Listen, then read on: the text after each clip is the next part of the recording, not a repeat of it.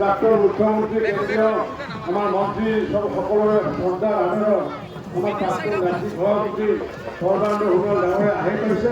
গতিকে সকলোৱে যিহেতু থিয় হৈ পেলাই যাতে হাত মঞ্চত আহি পোৱাৰ পিছতে এতিয়া নালাগে মঞ্চত আহি পোৱাৰ পিছত সকলোৱে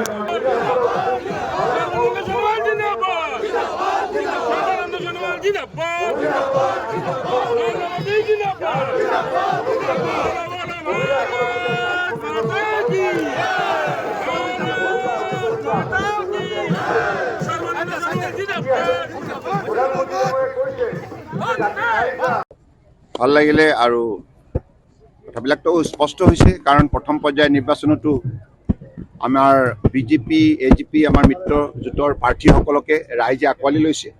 গতিকে দ্বিতীয় পৰ্যায়টো একেধৰণে হ'ব কাৰণ ৰাইজে এটি কথা সূক্ষ্মভাৱে বিশ্লেষণ কৰিছে যুক্তি সহকাৰে যে কংগ্ৰেছৰ 55 বছৰটো গ্ৰাম্য অঞ্চলৰ উন্নয়ন নহ'ল। আনকি এটি পকী ৰাস্তা পাবৰ কাৰণে চাহ বাগিচাই হওক গাঁও হওক পাহাৰ হওক ভৈয়াম হওক তেখেতসকলে পাবলৈ সক্ষম নহ'ল কাৰণ তেখেতসকলক নামত আবণ্টিত ধনবিলাক কংগ্ৰেছৰ নেতা পালন নেতাবিলাকে আত্মসাৎ কৰাৰ বাবে দুখীয়া হৈ থাকিল।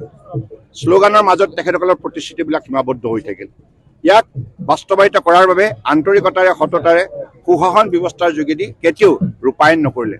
আনপিনে মাননীয় প্ৰধানমন্ত্ৰী নৰেন্দ্ৰ মোদী ডাঙৰীয়াই ইমান নিষ্ঠাৰে যোৱা 10 বছৰ কাম কৰি যাৰ ফলত আজি ভাৰতবৰ্ষৰ দৰে 11 নম্বৰ স্থানত থকা ৰাষ্ট্ৰখন 10 বছৰ ভিতৰতে আজি বিশ্বৰ 5ম সৰ্ববৃহৎ অৰ্থনীতি হ'ল আৰু অহা 5 বছৰৰ ভিতৰত 3য় সৰ্ববৃহৎ অৰ্থনীতি হ'ব।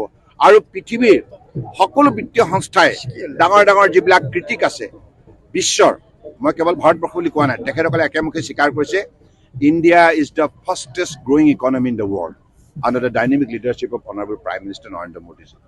আৰু আজি ভাৰত চৰকাৰে যেনেধৰণে নিষ্ঠাৰে কাম কৰি আছে, অসমতো ডক্টৰ হিমন্ত বিশ্ব শৰ্মা ডাঙৰীয়াৰ নেতৃত্বত যিখন মিত্ৰজোঁট চৰকাৰ আছে এই চৰকাৰখনে নিৰন্তৰ উন্নয়নমূলক আঁচনিবিলাক সফলভাৱে ৰূপায়ণ কৰাৰ ফলত আজি অসমৰ 26,000খন গাঁও শক্তিশালী হৈছে। ৰাস্তা পদূলি দলং বিজুলী বাতি বিশুদ্ধ খোৱা পানী আৰু বিশেষকৈ নিশ্চিতভাৱে দুবেলা দুমুঠি খাবৰ বাবে সক্ষম হৈছে। খেতিয়কসকলৰ ধানৰ দাম বৃদ্ধি হৈছে, সৰিয়হৰ দামো বৃদ্ধি হৈছে, আনপিনে আমাৰ শ্ৰমিকসকলৰ দৈনিক হাজিৰাও বৃদ্ধি হৈছে। গতিকে সকলো স্তৰতে পৰিৱৰ্তন। গতিকে ৰাইজে সেইকাৰণে সুফল পোৱাৰ বাবে আন্তৰিকতা